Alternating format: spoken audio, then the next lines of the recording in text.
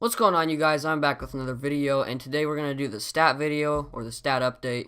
Russell Wilson, taking a look at him so far through the first 4 weeks. He's had 8 touchdowns and 4 interceptions.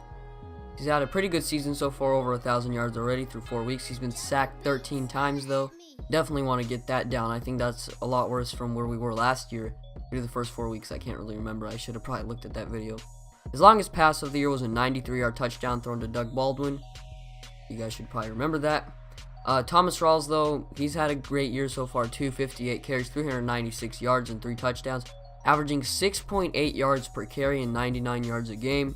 He's broken 7 tackles and has not fumbled yet, which is perfect. As long as we can just keep the turnovers down, then we'll be fine.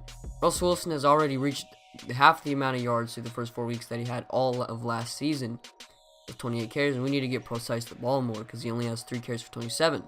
Receiving the ball, look at Doug Baldwin. He's got 19 receptions for 469 yards. He's having a monstrous year, averaging an absurd 24.7 yards per catch, actually, with 4 touchdowns. But I think that'll pan out throughout the year as he gets more receptions without a lot of run after catch. Jimmy Graham has 16 catches for 190 yards and a touchdown. He's having a pretty good year. And Victor Yelk, the big surprise, the 5th-round pick, who I did not think would be this good.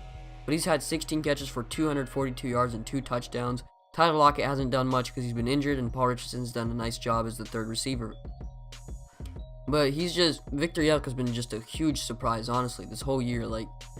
The type of catches that he's been making are insane.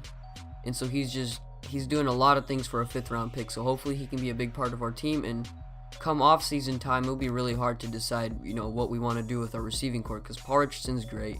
Tyler Lockett's good. We're not moving Doug Baldwin anywhere.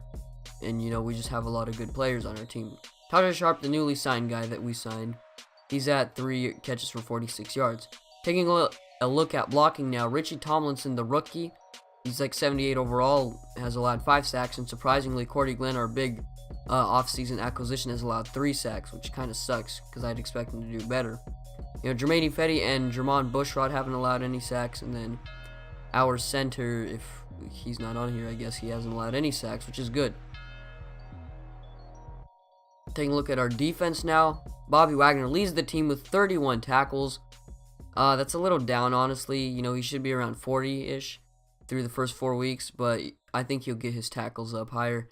Michael Bennett, though, our sacks have improved drastically. 6 sacks. That's how many sacks he had all of last year, and he's already got that through the first 4 weeks.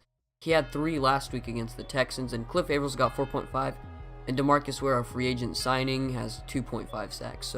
So far, our defensive front, our pressure on getting on the quarterback has been amazing. I love it, and hopefully we can just keep that up and just have a great year from the defensive front, because that's something we struggled with last year. Interception-wise, we've done pretty good. We've forced a lot of turnovers so far. Cam Chancellor has 2 picks. KJ Wright's got 1, Earl Thomas, and both of the corners as well.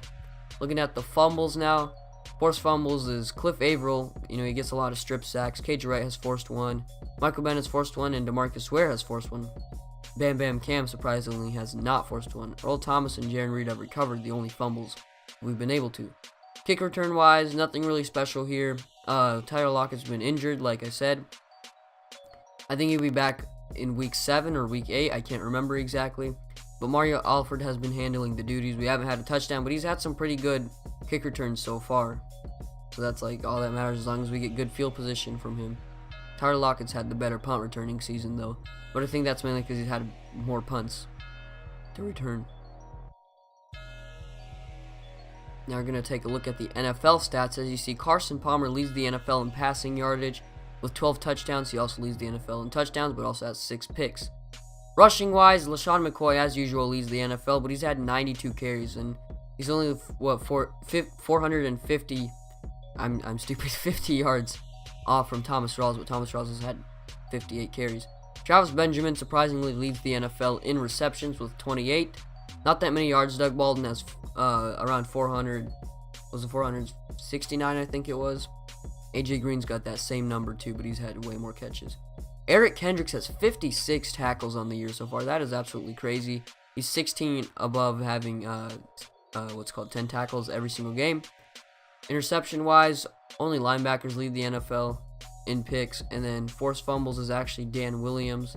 So he has 3 forced fumbles on the year. That's pretty much going to wrap up that part. Taking a look at team stats now, the Cardinals lead the NFL in offensive passing yardage with 1,793. Total offensive yards gained, we have 2,232. If we take a comparative look throughout like the whole NFL season, we're in second place with total yards gained. The Cardinals are in first. So that's pretty good. We want to rank up high in offense because we have a great defense. So as long as we can keep scoring, we'll be good for the year. We've already only lost one game so far. Taking a look at the defense, the 49ers have allowed the least amount of yards, surprisingly. And I was actually really shocked when I saw that. They've only allowed 1,000 yards. The Jets and the Redskins have had the worst total yardage defense, though. There you see, they haven't had as many turnovers either, so they'd probably want to improve on that. The Vikings, another good defense along with the Texans. Surprisingly, are giving up a lot more yards than you'd expect them to.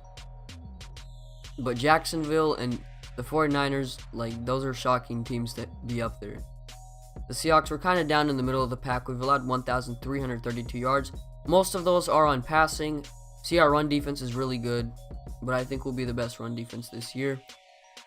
Because honestly, it's harder to run because our defensive front has been moving the line of scrimmage so much this year. Looking at standings right now, you see the Bengals are in first place. They're 4-0. The Steelers are 3-1 in the AFC North. AFC South, Jacksonville's undefeated, which is surprising too. They made the playoffs last season. I don't know if I told you guys. It was they played in the divisional round against the San Diego Chargers, which is what I was trying to remember. And then you see the NFC North right here, really terrible. I mean, this place is awful. They got 1-3 teams all across the board. Vikings haven't even won a game this year after making it to the NFC Championship last season. The Buccaneers, everybody is 2-2 in the NFC South. In the NFC East, the Cowboys are 2-2. The Redskins are 0-3 with that terrible defense.